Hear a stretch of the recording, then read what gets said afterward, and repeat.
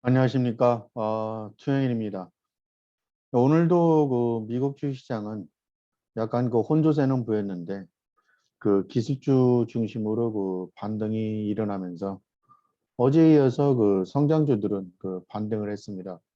어쨌든 현재 미국 주식시장은 50일 이동평균선을 지지선으로 해서 아직은 상승 추세가 유지되고 있는 그런 상황입니다. 그렇지만 이와 반면에 우리나라 코스피 시장은 지금 상당히 어려운 국면에 처해 있는 것으로 보입니다.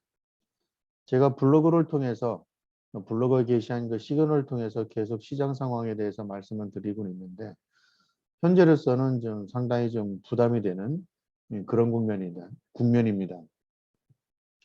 일부 투자자들은 2차 전지, 수소 관련주 등을 성공적으로 매매하면서 기쁜 마음을 안고 계신 분들도 계시겠지만 이와 관련된 주식들이 자신의 포트폴리오에서 차지하는 비중이 그렇게 많지 않은 분들은 마음이 좀 불편하실 수도 있을 것 같습니다.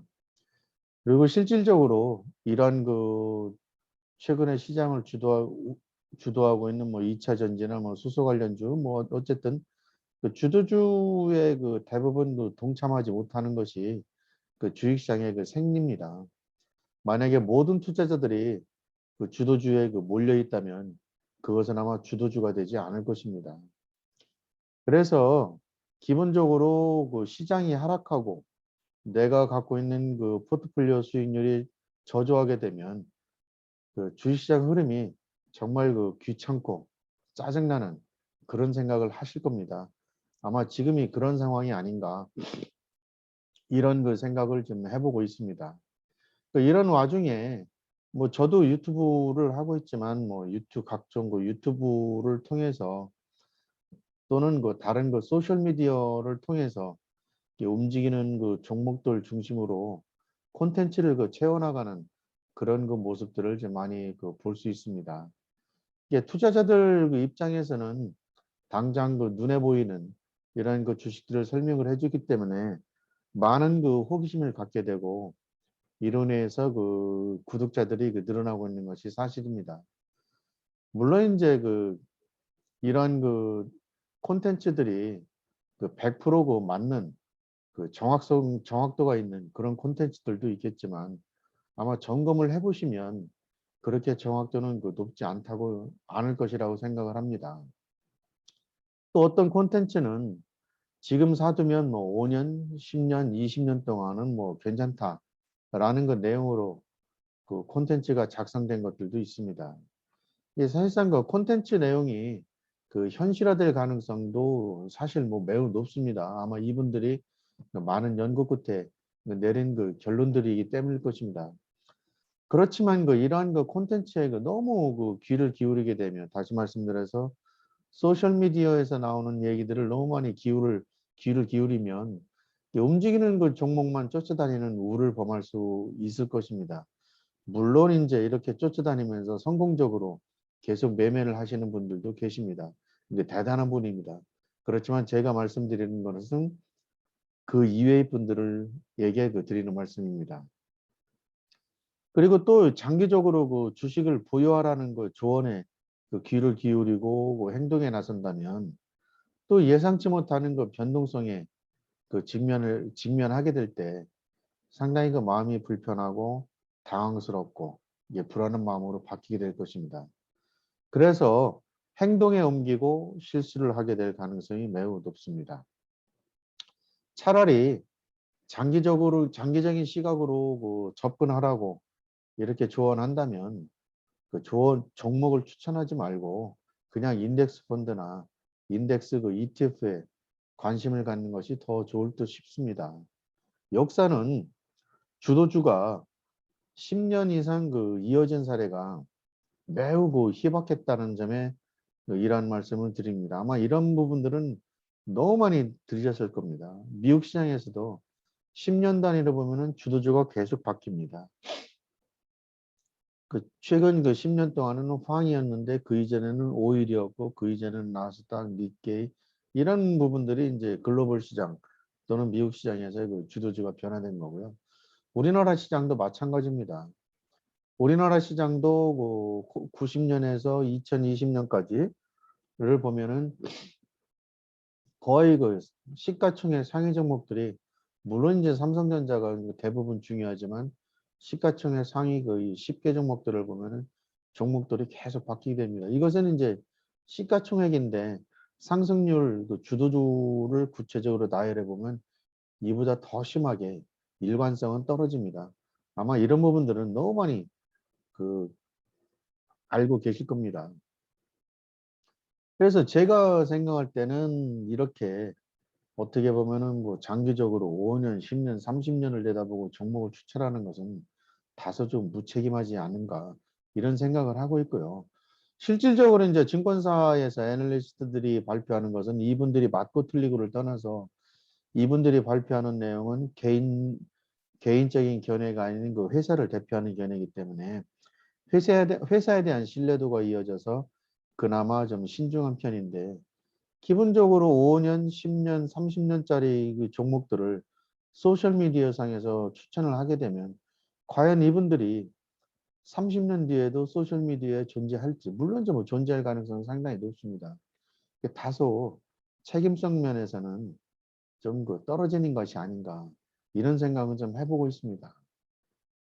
그리고 실질적으로 그 이러한 능력을 보유한 사람들은 보유했다 하더라도 이런 능력을 보유한 사람들은 실질적으로 그 전체 투자자들의 상위 0.1% 정도에도 안 될 겁니다.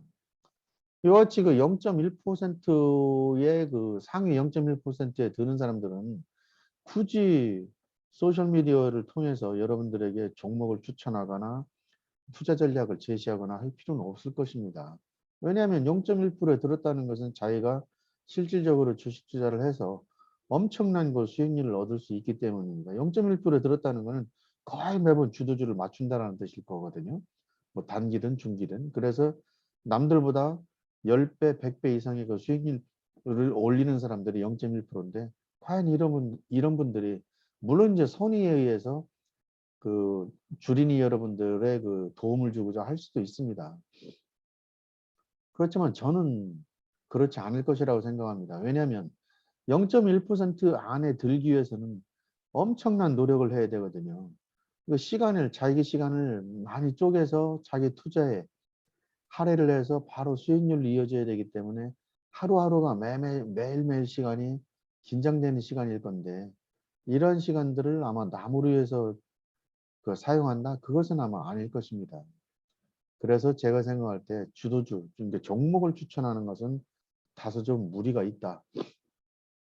이런 생각이 듭니다. 또 한 가지는 이런 그 분들이 그 종목을 그 추천해서 맞을 수도 있습니다. 그 맞는 경우도 많이 봤고요. 근데 맞았다가 이제 틀리게 되면 일시적으로 틀리거나 아니면은 조금 오래 가거나 할 경우에는 이분들의 말을 믿고 투자했던 그 투자자들은 당황하게 될 겁니다. 아마 그분들은 그 추천했던 부분들은 이 시점에서 파세요, 사세요라는 말을 그 정확히 못할 겁니다. 물론 이제 이런 경우는 있을 수 있지요. 이제 최근에 이제 뭐 하락하고 있는 종목, 뭐 자신이 안 들고 있기 때문에 하락하는 종목에 대한 설명은 할 수 있습니다. 또 상승하는 종목도. 근데 자기가 추천을 해서 보유하고 있는데 그 떨어졌다? 그러면 이 부분에 대해서는 말하기가 상당히 껄끄러울 겁니다. 왜냐면 자기가 설명하는 순간 자신이 이전에 얘기했던 그 매수 추천 논리가 희석화되는 것이고 그렇게 되면 자신의 그 신뢰도가 꺾이게 되는 겁니다. 소셜미디어에서 신뢰도가 꺾이면 투자업계도 마찬가지인데 꺾이면 구독자가 과연 그렇게 있을지 그것은 의문입니다. 그래서 이런 부분들이 두려워서 아마 그런 행동은 안 할 겁니다. 그래서 하여간 어쨌든 이런 분들의 그 종목 추천을 듣고 따라했다가 떨어지게 되면 상당히 흔들리게 되는데요. 이렇게 이제 흔들리는 이유는 아까도 말씀드렸지만은 자신만의 원칙을 갖고 있지 않기 때문일 겁니다. 모든 역사적으로 유명한 투자자들은 자신만의 원칙을 갖고 있습니다. 이 말은 무수히 많이 들어보셨을 겁니다. 이게 최소한 종목이나 그 종합주가 지수가 이등평균선을 그 상회하고 있는지, 이등평균선을 하회하고 있는지, 아니면 이등평균선이 상승하고 있는지, 이런 정도의 그 원칙은 갖고 있어야 된다고 생각을 합니다. 물론 갖고 있을 것이라고 생각을 하는데, 혹시 안 갖고 계신다면은 최소한 이것만이라도 일단 갖고 종목이나 그 종합주가 지수에 접근하셨으면 좋겠습니다. 포커 게임을 둘러싼 그 심리적인 그 심리적인 갈등을 그 묘사한 그 라운더스라는 그 영화가 있습니다. 상당히 그 유명한데요. 한번 시간 나시면 한번 보시기 바랍니다. 이 영화를 보면 첫 장면에 이런 그 자막이 뜹니다. 내가 포커판에 뛰어든 지 30분 안에 이 포커 플레이어 중에서 누가 호구인지를 발견하지 못하면 그 순간 바로 내가 호구가 된다. 이런 그 자막이 뜹니다. 혹시 지금까지 그 주식 투자에서 별다른 성과를 얻지 못했다면 정말 자신이 호구가 된 것은 아닌지 정말 생각해 봐야 됩니다. 그리고 일정 부분 수익을 얻었다 하더라도 이는 그 종합주가지수 상승에 따른 운에 따른 결과일 가능성도 있습니다. 따라서 이 부분도 명확히 판단해야 됩니다. 외국에서 흔히 얘기하는 럭이냐 스킬이냐 이 부분의 차이인데 럭에 만약에 의존한 이런 결과를 얻었다면 아까 말씀드린 대로 그 호구에 대해서 다시 한번 생각을 해보셔야 될 것 같습니다. 전문가들의 그 조언은 말 그대로 조언이지 그대로 그 실천하라는 의미는 아닙니다. 전문가들은 그 여러분들 개개인들의 사정을 알지 못합니다. 일반적인 얘기만 하기 때문에 자신에 맞지 않는 경우가 상당히 많습니다. 그래서 전문가들이 조언에 전적으로 의존하시면 안 됩니다. 급하기 때문에 바로 내일의 수익을 올리고 싶어서 그들의 말을 믿고 싶을지도 모릅니다. 그렇지만 수익률은 서두른다고 얻어진다는 것이 아니라는 것을 분명히 아실 겁니다. 그리고 자신이 상위 0.1%에 들어가기 위해서는 어떤 노력을 해야 하는지도 아실 겁니다. 지금 시장이 어렵습니다. 물론 이제 주식시장이 오늘부터 또 내일부터 급등할 수도 있습니다. 그렇지만 주식시장이 특히 이제 국내 주식시장이 분기점에 서 있다고 생각을 하시고 한 발짝 물러나서 지금부터라도 자신만의 투자 원칙을 만들어 보시기 바랍니다. 마침 추석 연휴라는 기간이 다소 긴 기간이 있습니다. 이 시간을 이용해서 한번 검토해 보셨으면 좋겠습니다. 그리고 제가 드리고 싶은 말씀은 종목에 너무 많은 투자를 하지 않으셨으면 좋겠습니다. 전문가들의 조언대로 장기적으로 시장이 상승한다고 생각을 하면 기본적으로 인덱스 상품으로 포트폴리오의 한 70%를 채우고 나머지 30%만으로는 자신 있거나 확신이 드는 종목을 편입을 하시면 될 것 같고요. 이것도 힘들다고 생각하면은 종목들이 주로 있는 소형주 인덱스 펀드나 ETF를 편입하는 것도 하나의 방법이 될 수 있겠습니다. 시장이 상승해서 수익률이 좋아지고 더 많은 레버리지를 일으켜서 투자를 확대하고 싶은 마음이 들 때는 시장이 고점에 있을 때입니다.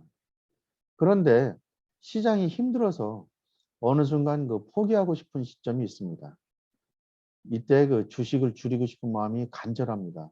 그리고 실제 줄일지도 모릅니다. 그런데 이것이 바닥입니다. 이후에 중간에 있는 어정쩡한 심리 상태일 때는 주식시장이 위든 아래든 진행 중인 경우가 상당히 많습니다. 여러분들은 지금이 어느 시점이라고 생각을 하십니까? 한번 곰곰이 생각을 해보시고 자신만의 투자 원칙을 세워보는 기회를 가지셨으면 좋겠습니다. 저는 오늘도 변함없이 여러분들의 성공 투자를 기원하겠습니다. 감사합니다.